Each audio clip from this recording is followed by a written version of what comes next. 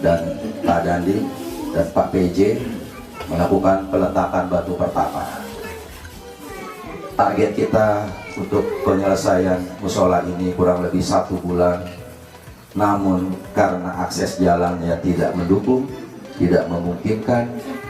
dengan perjuangan yang sangat luar biasa, dengan bahu-membahu jajaran Polres Aceh Utara untuk mengangkut material bahan-bahan bangunan dari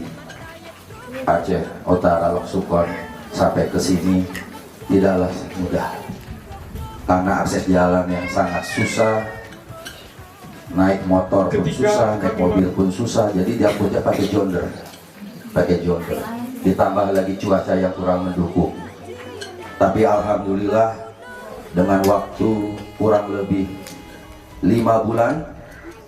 alhamdulillah musola ini akhirnya